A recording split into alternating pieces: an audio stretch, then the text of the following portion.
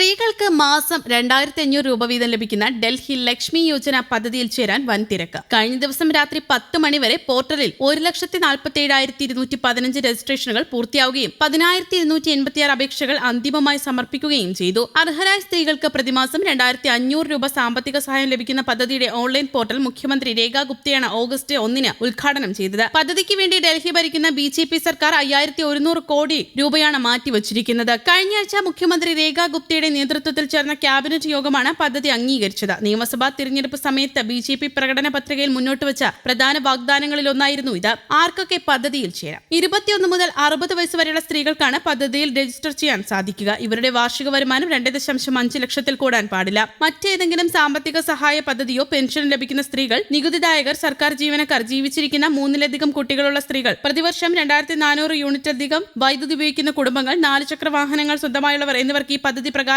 സഹായത്തിന് അർഹതയില്ല. സർക്കാർ ജോലിയിലുള്ള ഏതെങ്കിലും അംഗമുള്ള കുടുംബങ്ങളെ പദ്ധതിയിൽ നിന്ന് ഒഴിവാക്കും. ക്രിമിനൽ പശ്ചാത്തലമുള്ള സ്ത്രീകളെയും പദ്ധതിയിൽ നിന്ന് ഒഴിവാക്കും. പദ്ധതിക്ക് അപേക്ഷിക്കുന്നതിന് അപേക്ഷക തന്റെ മണ്ഡലത്തിലെ MPയുടെയോ MLAയുടെയോ ശുപാർശ ആവശ്യമാണ്. 2,500 രൂപയിൽ 1,000 രൂപ മാത്രമാണ് സ്ത്രീകൾക്ക് അക്കൗണ്ടിൽ ലഭിക്കുക. ബാക്കി 1,500 രൂപ അവരുടെ പേരിൽ സ്ഥിര നിക്ഷേപമാക്കും. 3 വർഷത്തേക്കാണ് സ്ഥിര നിക്ഷേപം. മൊത്തം 17 ലക്ഷം വനിതകൾക്ക് ഉപകാരപ്പെടുന്ന പദ്ധതിക്കായി നടപ്പ് വർഷത്തേക്ക് ഡൽഹി സർക്കാർ 5,100 കോടി രൂപ നീക്കിവച്ചിട്ടുണ്ട്. 21-നും 60-നും ഇടയിൽ പ്രായമുള്ളവരാണ് പദ്ധതിയിൽ ചേരാൻ അർഹർ. പ്രതിവർഷ കുടുംബ വരുമാനം 2.5 ലക്ഷം രൂപ കവിയരുതെന്നും സർക്കാർ അറിയിച്ചിട്ടുണ്ട്. അതേസമയം സ്ത്രീകളെ സാമ്പത്തികമായി സ്വയം പര്യാപ്തരാക്കാൻ നിരവധി പദ്ധതികളാണ് സർക്കാർ നൽകി വരുന്നത്. സ്ത്രീകളെ ഉയർത്തിക്കൊണ്ടുവരാൻ ഏറ്റവും മികച്ച വഴി അവരെ സംരംഭകരാക്കി മാറ്റുക എന്നതാണ്. രാജ്യത്തെ വനിതാ സംരംഭകരുടെ എണ്ണം അതിവേഗം വർദ്ധിക്കാനുള്ള കാരണവും സർക്കാരിന്റെ ഈ നടപടികൾ തന്നെയാണ്. അടുത്ത 5 വർഷത്തിനുള്ളിൽ വനിതാ സംരംഭകരുടെ എണ്ണം 90% വർദ്ധിപ്പിക്കാൻ സർക്കാർ ലക്ഷ്യം വെക്കുകയാണ്. സ്ത്രീകളെ പിന്തുണയ്ക്കുന്നതിനായി സർക്കാർ തലത്തിൽ നടത്തിവരുന്ന 6 പദ്ധതികൾ വളരെയധികം ചർച്ചാ വിഷയമായി മാറിയിട്ടുണ്ട്. പ്രധാനമന്ത്രി മുദ്ര യോജന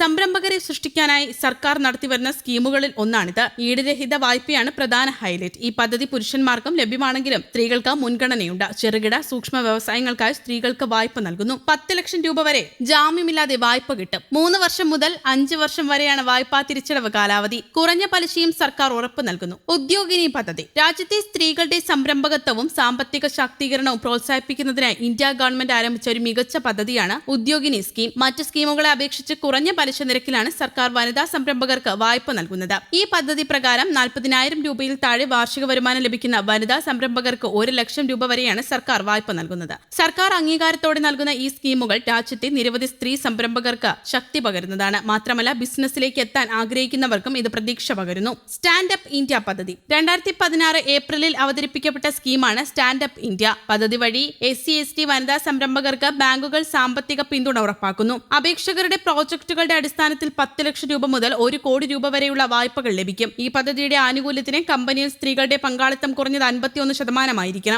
മഹിളാ Udyam Nidhi scheme small industrial development bank of India മുഖേന വനിതാ സംരംഭകരുടെ ബിസിനസ് നിലനിർത്തുന്നതിനുള്ള പണം ഈ സ്കീം നൽകുന്നു. ഈ പ്ലാനിന് കീഴിൽ നൽകുന്ന പണം സേവന, നിർമ്മാണ, ഉൽപാദന മേഖലകളിൽ ഉപയോഗിക്കാൻ കഴിയും. കൂടാതെ ഒരു ചെറുകിട ബിസിനസ് ആരംഭിക്കുന്നതിന് 1 ലക്ഷം രൂപ വരെ വായ്പയും ലഭിക്കും.